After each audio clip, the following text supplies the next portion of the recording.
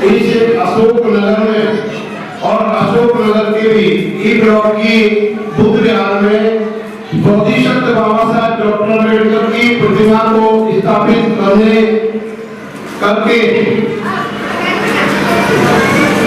हमारे जो प्रधान जी हैं प्रसादी लाल जी, वे खुद भी अमर हो गए और बुद्ध विहार को भी अमर कर दिया है।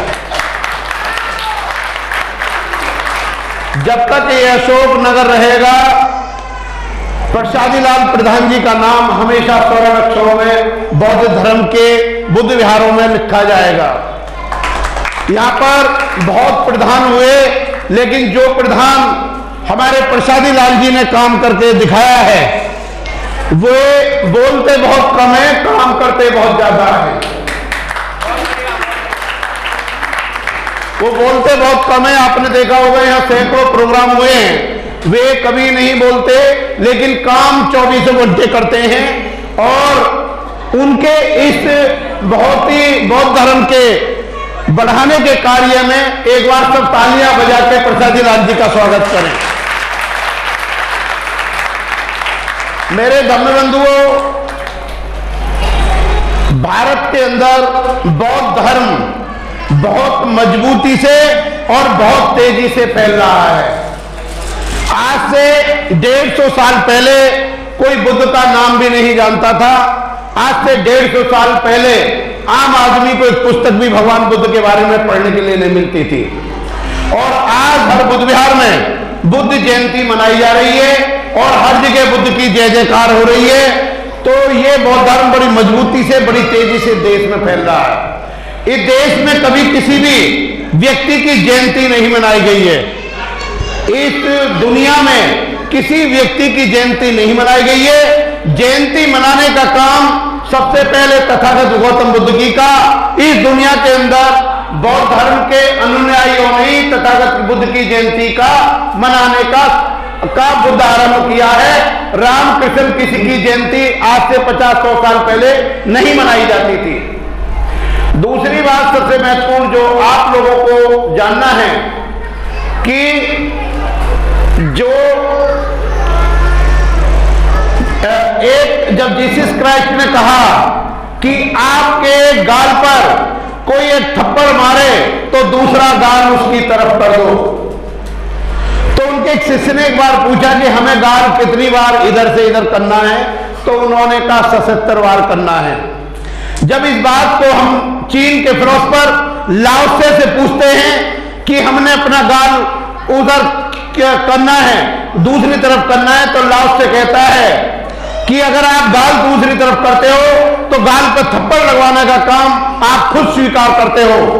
जब हम हिटलर के गुरु फ्रेडरिक नीत्शे से बात कहते हैं कि अगर आपके गाल पर कोई थप्पड़ मारे, तो कहता है कि एक तमतमाता हुआ थप्पड़ तुम उसके गाल पे भी मारो, ताकि उसको मालूम पड़े कि जिसके गाल पर थप्पड़ मारा जा रहा है वो भी एक इंसान है।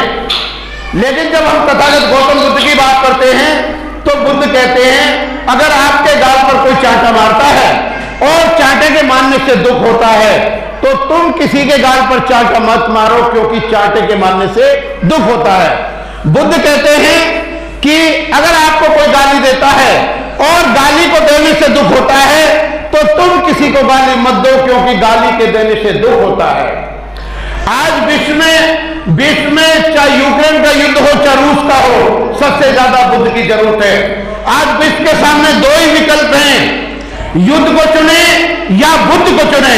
बुद्ध ने कहा कि जिस मनुष्य के अंदर शक्ति होती है और शक्ति के होते हैं जो मनुष्य शांत होता है, उसी व्यक्ति को शांत प्रिय कहा जाता है। शक्ति के नष्ट हो जाने से कौन व्यक्ति शांत नहीं हो जाता। इसलिए बुद्ध कहते हैं कि बैर से बैर कभी शांत नहीं होता, अबेर से ही बैर शांत होता है। जापान के एक मंदिर पर लिखा है, बुद्ध का वचन, अगर मैं अपनी उंगली से तुम्हें चंद्रमा को दिखाता हूं तो तुम चंद्रमा को देखो, मेरी उंगली को मत देखो। मैं मार्ग दाता हूं, मैं मोक्ष दाता नहीं हूं। बुद्ध ने कहा है कि जिस प्रकार विभिन्न नदियां, विभिन्न नाले समुद्र में आकर उसे नदी और नाले के नाम से नहीं जाने जाते, बल्कि समुद्र के नाम से जाने जाते हैं, विभिन्न जातियों के, विभिन्न गोत्रों के और विभिन्न संप्रदाय के लोग जब बौद्ध धर्म के अंदर आ जाते हैं तो बुद्ध के संघ के नाम से जाने जाते हैं। वे कभी भी उस जाति और धर्म के नाम से नहीं जाने जाते। इस संसार के अंदर समानता की जो कहानी है, इस संसार के अंदर जो मानवता की जो एक फिलॉसफी है, इस संसार के अंदर जो बंधुता की एक फिलॉसफी है, वो तथागत गौतम बुद्ध ने लिखी है और इस संसार को दी है। इसलिए तथागत गौतम बुद्ध कहते हैं कि जब मनुष्य क्रोध में होता है, जब मनुष्य लोभ में होता है, तो वह सही मार्ग को उसी प्रकार नहीं देख पाता जैसे हम उबलते हुए पानी में हम अपने प्रतिबिंब छाया को नहीं देख पाते। और तथागत बुद्ध कहते हैं अगर इस संसार के अंदर सोने की बारिश हो रही हो तो भी लोभी पुरुष कदापि तृप्त नहीं हो सकता। इसलिए बुद्ध के धर्म को अगर हम बहुत शॉर्ट में कहें, संक्षेप में कहें, तो सभी पापों का न करना, पुण्यों का संचय करना, मन को बस में रखना, यही बुद्ध की शिक्षा है। बुद्ध ने अपने जीवन में जो बुद्ध के जो धर्म प्रचार हमारे सामने दो बहुत बड़ी विकट समस्याएं हैं। आपने देखा कि राम मंदिर जो था वो पहले बुद्ध का, साकेत के लोगों का, साकेत के बौद्ध लोगों का ही बनाई हुई बुद्ध विहारें थी। लेकिन वो हिंदुओं ने बौद्धों से छीन लिया और बौद्धों से मुसलमानों ने छीन लिया, क्योंकि बौद्ध में किसी की, मुसलमान धर्म में किसी की मूर्ति नहीं होती और बौद्धों में जगह जगह धम्म चक्र होते हैं, बैल की प्रतिमा होती है, सिंह की प्रतिमा होती है, अशोक चक्र होता है। तो राम मंदिर के बाउंड्री लगा के उन सारे पत्थरों को हिंदुओं ने, आरएसएस वालों ने, बीजेपी वालों ने पत्थरों को मशीन में पिसवा दिया ताकि वहां पर कोई भी बुद्ध का शेष न रहे। दूसरा जो ज्ञान व्यापी वाली मस्जिद है जो वर्तमान का काम चल रहा है, उसमें जो बैलों की प्रतिमा निकल रही है, वो बैलों की प्रतिमा बुद्ध के जो अशोक के धम्म चक्र हैं, केवल उससे लिए गए निशान हैं। वहां जो स्वास्तिक का निशान निकल रहा है, वह स्वास्तिक का निशान बुद्ध के 4 आर्य सत्य हैं, वो उसका निशान है। तो मैं सोचता हूं, मैं अपने देश के पूरे बौद्धों से अपील करता हूं कि जो ज्ञान व्यापी मस्जिद का केस चल रहा है, उसमें order 1 rule 10 section order 1 rule 10(2) के अंदर रीड विद सेक्शन 151 सीपीसी के तहत हमारे लोगों को उसमें पार्ट डी बनना चाहिए, क्योंकि ये एक बुद्ध विहार है जिसको जबरन हिंदुओं ने हमसे कब्जा लिया और हमारे बाद में मुसलमानों का कब्जा हो गया। मुसलमान इस केस में जीतने वाले नहीं है, क्योंकि वो इस्लाम में कोई मूर्ति नहीं रखते और हिंदू बड़ी चालाकी से बुद्ध की प्रतिमाओं को उनको कर वो एक तरह से बौद्धों को कर रहे हैं। आज बौद्धों के सामने सबसे बड़ी समस्या यह है कि हिंदुओं से बौद्ध गया के मंदिर की मुक्ति कराई जानी चाहिए। जब आप मस्जिदों से ले रहे हो तो बौद्धों के बौद्ध गया के मंदिरों को बौद्धों को क्यों ना हैंडओवर किया जाए। और जो ज्ञान व्यापी वाला मसला है, उसमें बहुत जल्दी पूरे देश के विद्वानों को, प्रबुद्ध लोगों को हम बुला रहे हैं ताकि हम उसमें पार्टी बनकर उस केस को लड़ सके और बौद्धों का उनका हक दिला सके। दूसरी सबसे महत्वपूर्ण बात यह है कि बौद्धों का भी जो आर्य समाज वैलिडिटी एक्ट है, उसके प्रकार बौद्धों की करी गई शादी भी कानूनी रूप से वैलिड होनी चाहिए। इसलिए बौद्ध वैलिडिटी मैरिज एक्ट भी बहुत जल्दी पास करवाने के लिए हम उसके लिए संघर्षरत हैं। मेरे साथियों, जो बुद्ध का जो धर्म का प्रचार है वो केवल न केवल बुद्ध पूर्णिमा को होना चाहिए या 14 अप्रैल को होना चाहिए, बल्कि वो प्रोग्राम कम से कम महीने में एक बार या 2-3 महीने में एक बार बड़े लेवल पर होना चाहिए।